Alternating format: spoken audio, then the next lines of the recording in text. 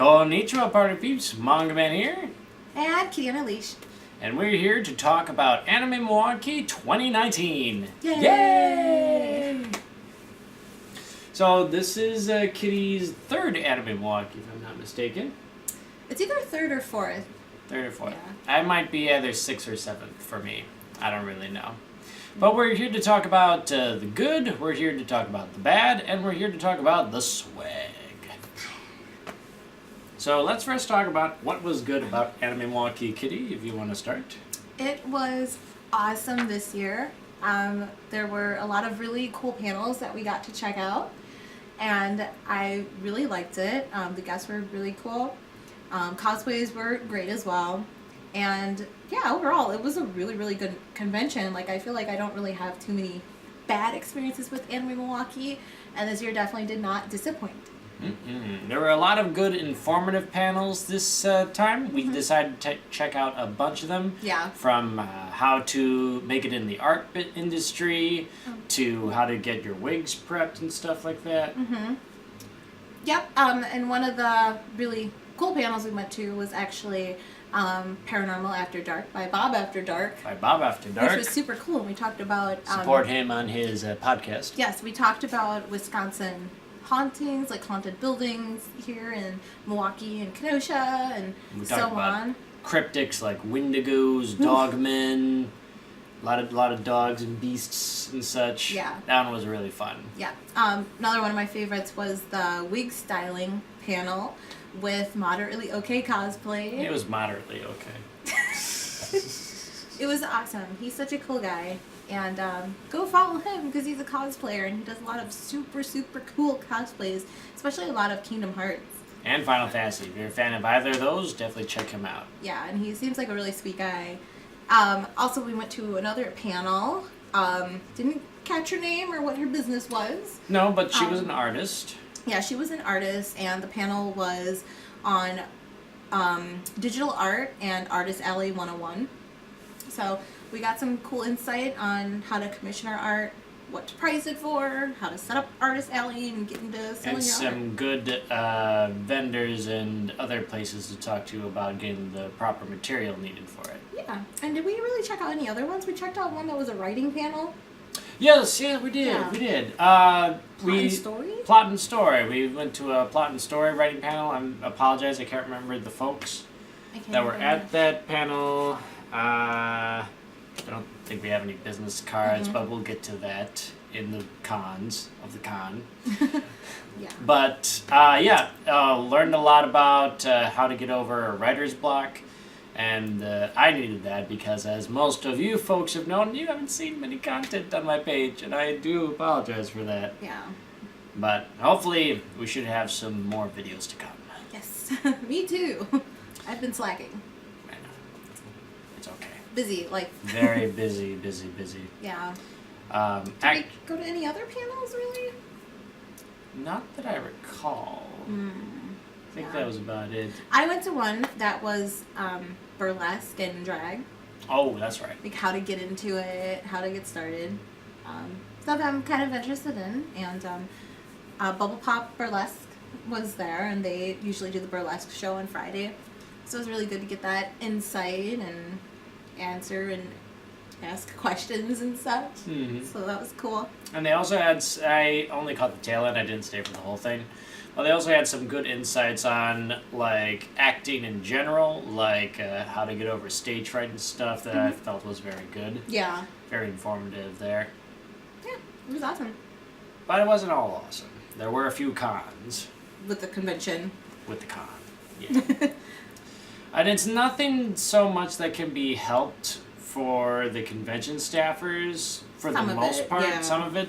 But most of it, this is a note to everyone that had gone to Anime Milwaukee.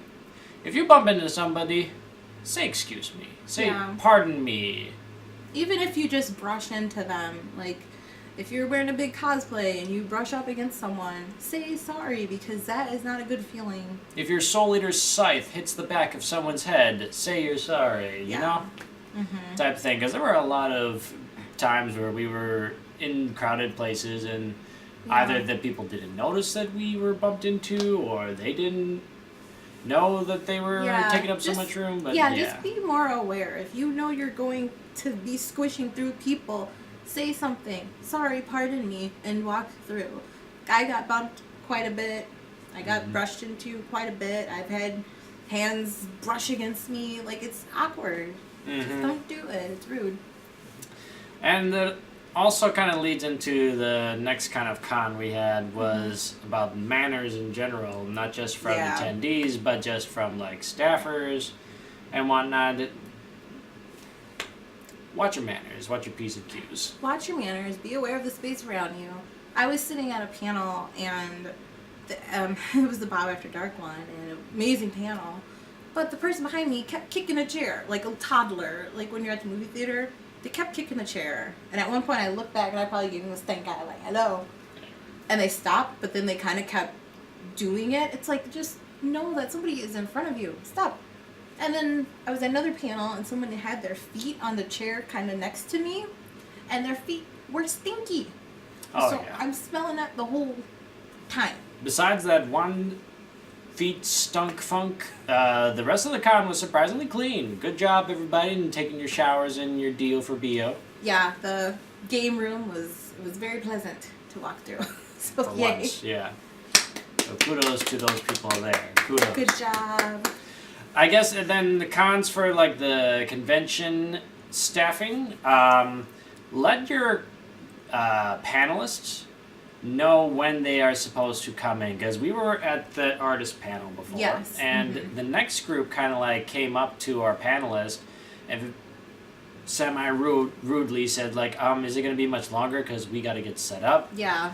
And it's like, we still had a half hour of that panel. Yeah, well, at that point we had maybe about 12 minutes or so, and it was kind of ending but still kind of going, and her panel was 1:30 till 3 p.m. And these little Vocaloids, they came in and were like, literally walked right up to her and were like, excuse me, we need to get set up for our panel. And she said to them, I have this room till 3. And like multiple people in the audience were like, yeah, we're here till 3. So that was extremely rude of her to come in and expect to set up the panel. I know. If you're a panelist and you've got like some big setup, like a projector, screen to get set up and test out, it's okay to have the panel go a little later. Like a lot of the panelists, they had a lot of technical difficulties. Like the wig panelist we went to with Mario K cosplays. He couldn't get his projector working for like the first 10 minutes. Yeah. But that's okay. We still got to a lot of the questions we had for them. We still ran through his panel without any real issues. But yeah, convention people, or convention managers and staff, please communicate to your panelist when their panel is and where they need to go. Yeah, I think it was also kind of an issue with people not having much time in between the panels, because it may have been a panel that was starting right at 3 when that panel was ending right at 3. But yeah, I feel like if you're a panelist or so and you have something like that happen where you feel you need more time, go to a convention staff, because that just looked really terrible. Like, we're in the middle of the panel and these people come up and they're kind of like going back and forth on like, I have the room. No, you need to get out. I have the room. So I think what would have been nice is like during the registry process, it would have been nice if like maybe Anime Milwaukee had a section for like, do you need time to set up your panel? If so, how much time do you require? And then they can like schedule it out around that. I think that would be a nice little touch that they can add, so that any panelists who know what they are going to bring and what they're going to need for time will be able to express that right off the bat.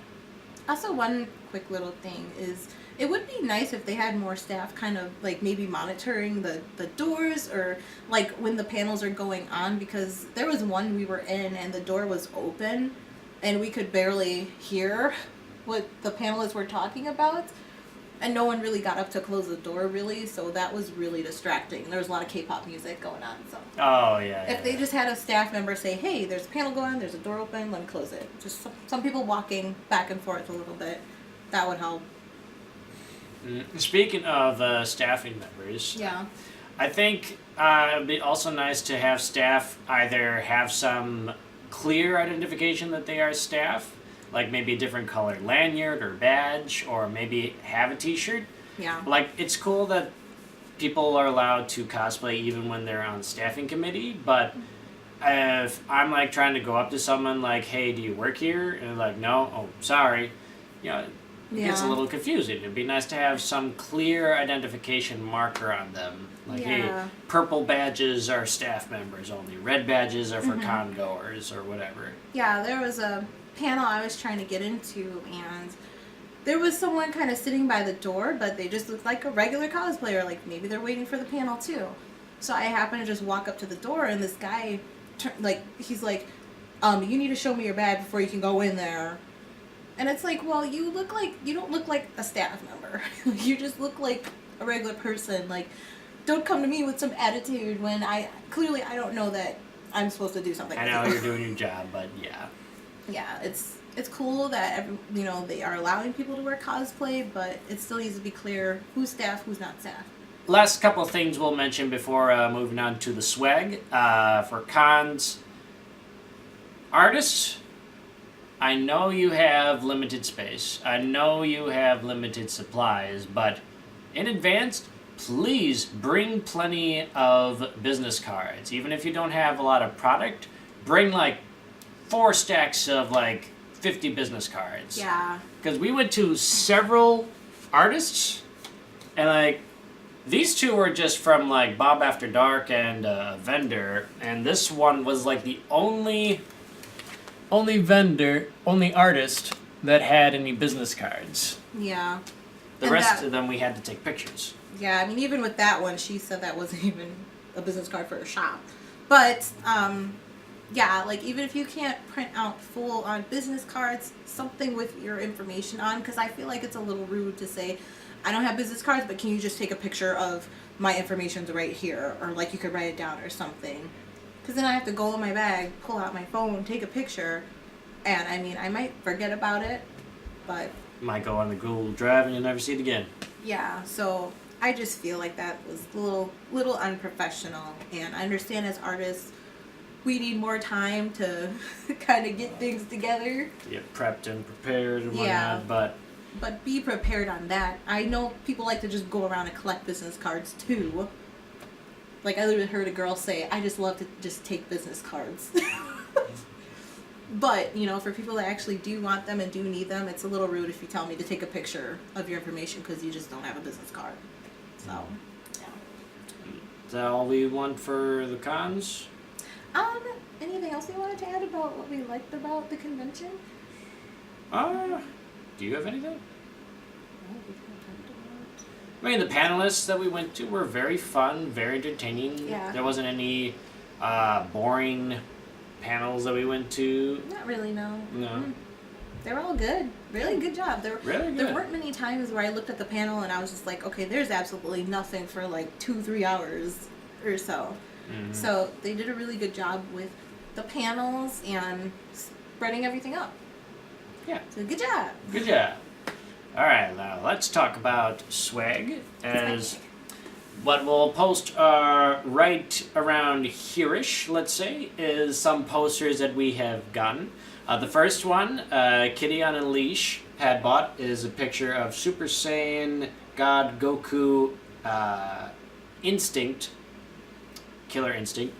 I'm sorry, I need to catch up on Super. As well as Super Saiyan God Vegeta. Amazing. Amazing poster there. Oh my gosh. And it's really cool because actually that vendor, they have like a bunch of different people that have different art. So it's not just like you're buying from one person, it's a collective. So a guild of artists. Yeah, we can put like their business name. Yeah, we can put their business name, maybe right around there. Okay, yeah. And then the next piece we have is a poster for Megalobox that we got from a fantastic vendor that we actually bought a lot of stuff from. My favorite booth. Yeah, I got a sweet deal on a bunch of my stuff. Yes. So cheers to you, man. Let's put the name there. Yep, name right in the bar there. Definitely check out his store. Excellent stuff and excellent service. Mm-hmm. Then finally we have this wonderful Lupin the Third Part 5 poster. which absolutely adore. I also love the fabric material, and it's my first Lupin poster, so yes. Yay! It's really nice. If anybody collects wall scrolls, it actually doesn't have black, it has silver, which I've never seen before. I haven't seen that either. That's really cool, yeah. So how about we next go from books to movies to trinkets to pins? Sure. I'm going to show what I got and you show what you got. Alright, let's show what we got. Alright. Well, I got this as a gift from the MangaMan. MangaMan to KittieOnALeash. It is Aragon from Monster Hunter. Yeah. He's so cute. I love him. Cute. He's one of my favorite monsters. Him and Rodban. Dun, dun, and Ketchawacha. What else did I get? I got this here. It's a pen. This vendor is amazing too, by the way. Yes. We will talk plenty about them. This is Evelyn from League of Legends and the K-pop music video or so. It's an enamel pen. There's like raised parts of it. I've got several myself. This is from Mamobot. Yep, that's his shop. That's his shop. Definitely check out his stuff. High quality material and a whole bunch of stuff from Pokemon to Digimon. Like I have my Guillemon pin right there. Yep, super cool. Super cool stuff. Definitely check out their shop. Mm-hmm. Very, very good. And we got books. Yep. I finally found this. A rare find. MPD Psycho Volume 1. I got it for $13 at the vendor. I'll put his name here, but oh my god, I've been looking for this for years because I could never find the first volume in real print. So, super excited about that. And then we've got some Battle Angel Alita stuff. Now, I don't know if this video will be posted before or after the Battle Angel review, but another disclaimer, watch Alita Battle Angel. Do it. Yes. I got the next volume for Battle Angel Alita, Mars Chronicles, chronicling the story of Alita before she knew Ido, before she went down to the scrapyard, all taking place on Mars. Yes. And I actually picked up this novel here, Alita Battle Angel, and it's the official movie prequel. So this is Iron City. And after seeing the movie, I'm like obsessed. So I wanted to get this. And yeah, it just tells a little bit more of the movie lore, which would probably be different from the manga lore, but I'm pretty excited about it. Mm-hmm. Of course, we can't have a convention with me without something Lupin related. Yep. So I got the third part of Part 2 collection of Lupin the Third Red Jacket series, episodes 80 to 117, which probably means there's going to be a fourth part to get the remaining 150. Well, up to 150. It's not going to be 150 more. I finally got a proper copy, this time DVD copy, of Lupin the Third, Legend of the Gold of Babylon. So finally I can retire my VHS copy and get to show KittieOnALeash this very wacky movie featuring the pink jacket. Oh, wow. And we have Part 4 of Lupin the Third, the series. Yay. Cool. And last couple of things, little random trinkets we've got. I got this Digimon booklet. Apparently it's a trading card booklet. Didn't know it when I picked it up, but still pretty cool. And every Lupin needs his Fujiko. Lovely figurine from the same vendor that we gotten not only... Got both of our Alita books. Yeah, we got both the Alita books. And, I got that Alita manga for only $5. Just bragging rights right there. It's not all the time that it's like that. And it's brand new. That's a steal right there. Yeah. Final thoughts on Anime Milwaukee 2019. 2019 Anime Milwaukee was great. It was amazing. I had a really good time. I love the food too. Oh my gosh. Meat on the street. Meat on the street. The simple bowls, but delicious. Yes. It was like called pork odan or so. Something like that. Yeah. No, pork adobo. That's what it was. Pork adobo. Yeah, so it was an egg on top. It was delicious. I love the food. I love the people, of course. Like seeing all my friends. That was fun. Shout outs to Afro Samurai. Yes. Definitely. And of course, NPC and his crew. Yeah. Very good convention. Very good diversity. And it was amazing. I liked it. There were just a few little things that they need to work on, but at least it's surprising it's not the same issues as last year. Yeah, they I don't know if they watch these videos. It'd be cool if they do. Hi, folks. Yeah. But yeah, they heard the complaints, and a lot of that stuff was fixed up. Yeah. So, can't wait for next year to see what more is fixed up. Yeah, it's gonna be awesome. All right, well, until next time, party peeps, we'll see you on the con grounds. This has been MangaMan And Kittie on a Leash. saying sayonara. Bye.